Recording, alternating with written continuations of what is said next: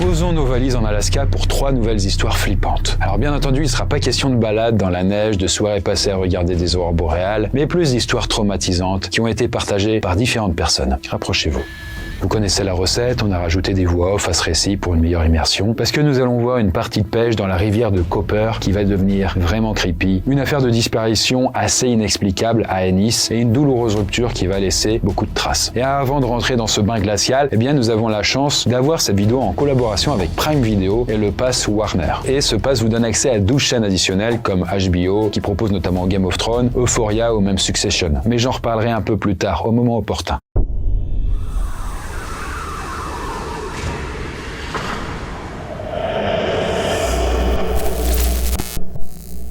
Alors cette première histoire remonte au début des années 2010, mais la personne qui a partagé son témoignage a entre-temps supprimé son contredit, et nous on l'a renommé Oliver. Alors à l'époque, il habite à Fairbanks, et c'est ici, vous voyez sur la carte de l'Alaska. Là, il nous indique qu'il était encore au lycée. Malheureusement, il va connaître quelque chose d'assez horrible, le décès de sa mère.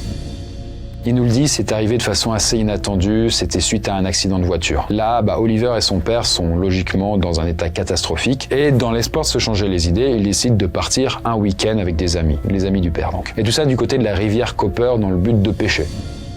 Tout le petit groupe se met en route pour faire du deep netting. Et globalement, c'est une technique de pêche avec une énorme épuisette. Vous voyez le truc, c'est quand même gros. Là, une fois arrivés sur les bords de la rivière, ils font en sorte de trouver l'endroit le moins fréquenté du coin pour installer leur campement. Précision de taille, à ce moment-là on se déplace en quad, parce que si vous savez pas à quoi ça ressemble cet endroit de l'Alaska, y a pas de vraie route. On parcourt donc les derniers kilomètres sur des chemins de terre sinueux qui longent la rivière et qui sont vraiment casse-gueule. Après avoir trouvé un bon spot, on décide de monter nos tentes et on se prépare à pêcher un peu plus loin. La journée se déroule, on passe du bon temps et le soir venu, il est temps de regagner le campement. Et Oliver précise qu'au cours de leur journée, ils n'ont vu personne d'autre, ni en pêchant, ni même à l'endroit où ils ont décidé de camper. Toutes les petites clairières dans les bois denses qui entourent la rivière semblent désertes. Après, c'est vrai, c'est quand même impossible de voir à plus d'une vingtaine de mètres dans les arbres, même quand il fait encore jour, parce que c'est très dense. Mais il aurait quand même remarqué quelqu'un s'il y avait quelqu'un dans le coin, quoi. Bref, le groupe s'installe tranquillement à son campement et ils font tous un débrief de la journée de pêche, qui n'a malheureusement pas été une très grosse réussite. Là, le père d'Oliver commence à faire cuire des hot dogs, il n'y avait pas de poisson. Et là, tout le monde parle dans la bonne humeur, quand d'un coup, ils entendent un coup de feu.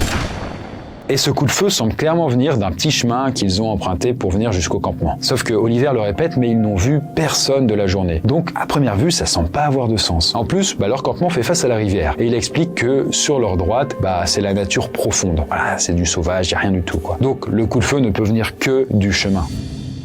Là, la panique s'installe rapidement et Brian, l'un des amis du père de Oliver, suggère d'aller voir ce qui se passe.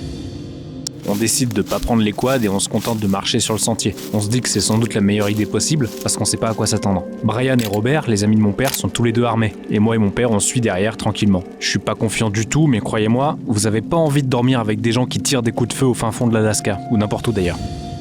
Après avoir parcouru le sentier pendant ce qui semblait des heures à Oliver sans voir personne, il arrive près d'une sorte de tunnel. Un tunnel qu'ils avaient bien sûr emprunté plus tôt pour accéder à leur spot de pêche. Là, Oliver arrive alors à distinguer plusieurs silhouettes à l'autre bout du tunnel et elles sont toutes en mouvement. Pour lui, ces silhouettes semblent danser près d'un feu et en agitant ce qui ressemble, en tout cas de loin, à des armes à feu. Donc là, notre petit groupe, celui d'Oliver, se rapproche un peu, sans non plus se faire cramer. Et pour Brian, c'est sûr, ces personnes doivent être complètement bourrées. Ce qui pourrait du coup expliquer le coup de feu, parce que le gars, il avait fait exprès, boum, voilà, il était torché. Là, Oliver discute avec les autres adultes de la façon dont il pourrait les approcher. Tout simplement pour leur dire que ils sont pas à l'aise à entendre des coups de feu comme ça en pleine nuit, dans le noir complet, juste pour les informer. En plus, Oliver, qui est lui quand même assez petit, il explique que c'est déjà assez flippant tout ça, alors les coups de feu en plus, ça n'arrange rien. Mais bon, après avoir discuté ensemble, ils prennent la décision de ne pas s'approcher, et plutôt en fait de faire demi-tour dans l'idée d'installer le camp plus loin d'eux, et ne pas prendre de risques, quoi. Voilà, ces étrangers leur disent pas grand-chose, ils ont pas trop envie de leur parler, quoi. Mais alors qu'ils rebroussent chemin pour retourner à leur tente et à leur camp, là ils voient des lueurs à travers les arbres. Et c'est des phares. Par réflexe, on décide de se cacher dans les buissons pour prendre aucun risque. On voit alors 2 pick-up remplis d'adolescents complètement bourrés traverser le sentier à toute vitesse, tous en train de gueuler.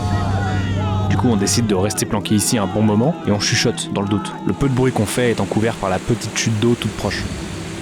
et après de longues minutes, on décide enfin de retourner à notre campement. Là, lorsqu'ils arrivent au campement, Oliver voit toutes les tentes démolies, le feu éteint et les quads renversés. Bref, tout est dans un état complètement catastrophique, saccagé avec beaucoup de violence, donc qu'est-ce qui s'est passé? Là, assez logiquement, le groupe décide de se tirer d'ici sans perdre la moindre minute supplémentaire. Mais le problème, c'est qu'il n'y a qu'un seul chemin pour rejoindre la civilisation. Et le chemin, vous le savez, c'est le fameux tunnel où il y avait les gens bourrés. Bref, Oliver ne sait pas si les ados dans leur pick-up sont quelque part ou alors entre leur groupe et la sortie de la forêt. Seulement, ce serait encore plus dangereux de rester ici, étant dans la nuit complète à présent. Et là, le groupe décide d'emprunter donc le seul chemin pour rentrer. Là, ils rassemblent ce qui reste de leur camp le plus rapide possible. Ils emballent les tentes, démolies donc, attachent les glacières sur les quads, etc. Et ils se barrent d'ici.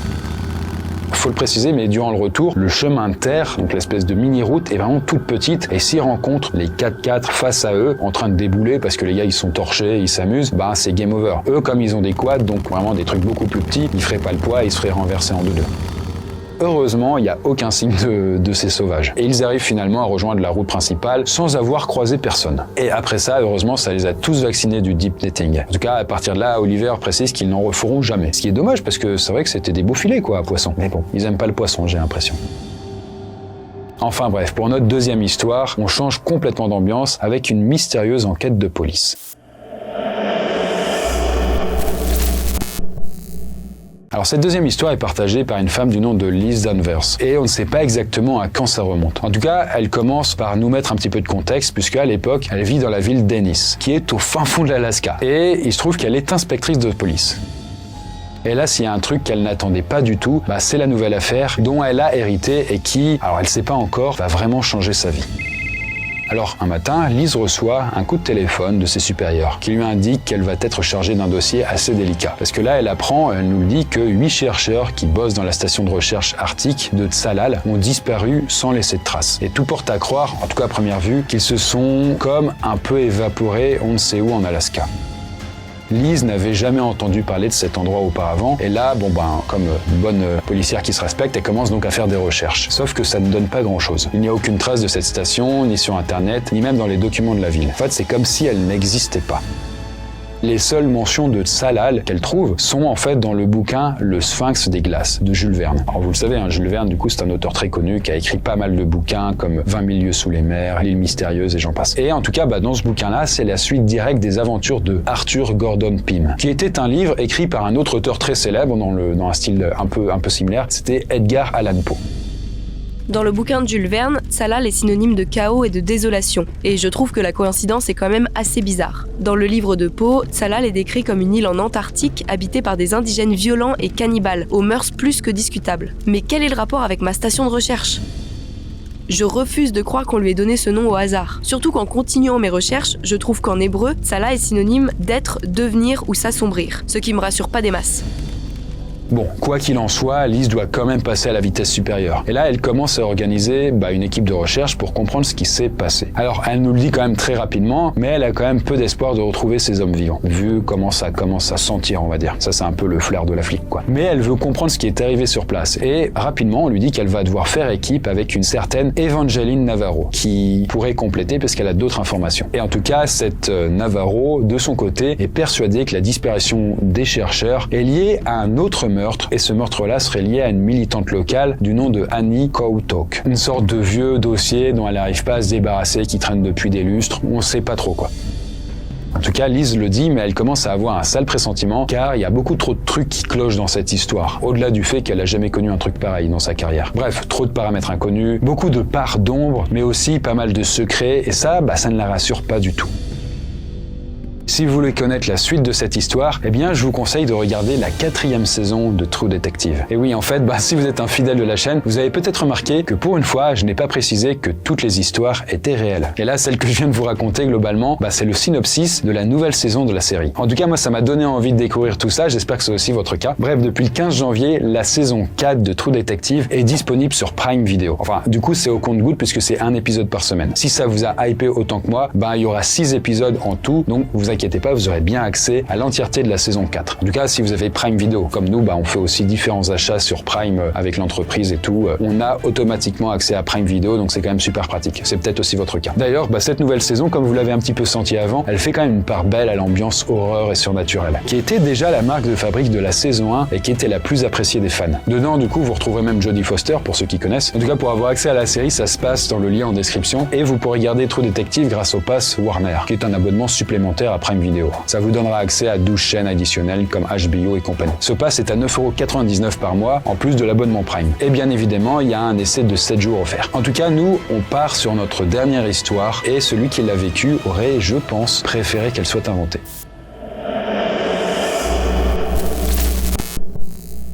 Cette dernière histoire, et là pour compenser la deuxième qui était avec une saveur différente, elle est quand même plus longue. Bref, cette histoire est bien réelle et elle est partagée par un mec qui a supprimé son compte Reddit depuis. Les gars, arrêtez de faire ça, c'est chiant quoi. Bref, en tout cas nous on l'a renommé par Joshua. Et avant d'attaquer le récit en lui-même, il nous remet un peu de contexte. Et en fait c'est arrivé à la fin de ses études alors qu'il était de retour en Alaska. Alors il nous dit qu'il avait déjà vécu par le passé et ça lui manquait. Et là, à cette époque, il emménage dans l'une des maisons de sa mère, qui lui louait pour un petit prix dérisoire. Et si dans un premier temps, il y vivait avec sa meuf, qu'on va appeler Madison, puisqu'il n'a pas donné le nom. Mais bon, au final, une rupture dans la douleur et la toxicité, meuf toxique donc, l'avait amené finalement à vivre seul. Et ça aura son importance. Alors à l'époque c'est les vacances d'hiver, donc Joshua passe la moitié de son temps chez lui, solo quoi. Le truc c'est que il a pas de voisins parce qu'il habite dans une région très boisée, à quelques kilomètres de la ville. Il y en a qui kifferaient, après ça peut être un peu angoissant la nuit quand il y a absolument personne à des centaines de mètres ou des kilomètres. Mais bref, un jour, en fin d'après-midi, il reçoit un coup de téléphone d'un numéro inconnu. Et dans le doute, il décroche, et là c'est Madison, son ex. Elle a commencé à me raconter à quel point son nouveau petit ami est génial et à quel point je suis horrible. Honnêtement, elle m'a tenu ce genre de discours où on peut presque sentir l'odeur de l'alcool dans l'haleine de la personne à travers le téléphone. Bref, après quelques secondes, elle me passe son nouveau mec qui commence à me menacer, donc je décide de vite raccrocher parce que j'ai vraiment pas que ça à foutre. Bon, quelques jours plus tard, cet appel continue de trotter dans la tête de Joshua. Mais bon, il essaye de tout faire pour pas trop y penser. Et donc, il fait un truc hyper utile dans ces moments-là. Il reste assis sur son canapé à regarder la télé. Et bref, à un moment, alors qu'il est affalé, il remarque un truc vraiment bizarre. Puisqu'une personne se tient de l'autre côté de la fenêtre, au-dessus de lui. Elle est dos à lui, donc la fenêtre est derrière lui, mais il la remarque grâce au reflet dans la télévision. Là, lui, il décide de ne pas bouger et de faire comme s'il n'avait rien remarqué. Bon, il se dit quand même c'est louche, faut vraiment qu'il trouve une solution pour se protéger éventuellement. Sauf qu'il n'y a pas d'arme à feu chez lui, pas même non plus de couteau à proximité. Il a juste ses poings, mais il a pas trop envie de les utiliser. Et puis à un moment, la silhouette s'éloigne et se barre de la fenêtre. Après, Josh nous indique elle est pas trop froussard et en vrai, ça aurait pas dû l'effrayer. Mais bon, comme je le rappelle, la baraque, elle est au milieu de nulle part. Et donc, une personne qui se tient comme ça à la fenêtre sans rien dire, c'est quand même bizarre. Et par une sorte de feeling qu'il n'arrive pas à expliquer, il est sûr que c'est le nouveau mec de Madison. Bref, quelques jours plus tard, il est tranquillement couché dans son lit, et là il est très tard et il s'apprête à s'endormir. Là, vous le voyez peut-être venir, mais il reçoit à nouveau un coup de téléphone d'un numéro inconnu. Il décroche. C'est encore Madison. Sauf que cette fois-ci, elle est calme et elle lui demande s'il peut sortir parce qu'elle veut lui présenter ses excuses. Honnêtement, j'ai juste envie de l'envoyer chier, mais je suis quand même sorti pour voir ce qu'elle me voulait. J'ouvre la porte, il fait un froid de canard et je la vois même pas. Elle me dit alors qu'elle s'est garée derrière et après avoir fait le tour de ma baraque, je vois effectivement sa voiture un peu plus loin. J'arrive au niveau de sa caisse et je lui demande quel est son problème et elle me répond juste qu'elle veut me parler. Donc je monte dans la voiture pour pas me cailler encore plus. Là, Madison se met à parler, elle lui dit qu'elle est vraiment désolée, qu'elle s'est vraiment mal comportée, que ça a été une vraie garce ces derniers temps. Un peu surpris, Joshua lui dit qu'il n'a pas non plus été irréprochable, mais alors que leur discussion vient tout juste de débuter, des phares de voiture se mettent à briller quelques mètres derrière eux.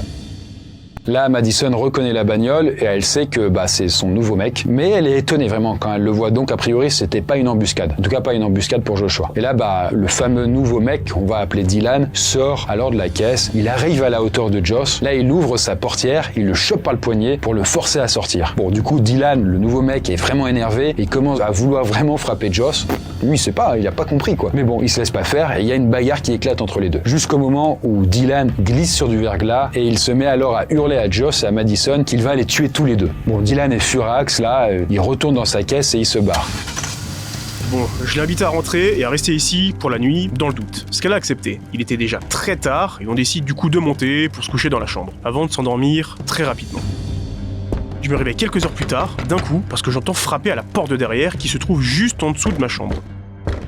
Et là, Madison se réveille aussi, elle lâche un « Oh mon Dieu !» Là, Josh se lève rapidement, il chope la batte de baseball qui est planquée dans son armoire et il commence à descendre doucement les escaliers, en essayant de rester le plus silencieux possible.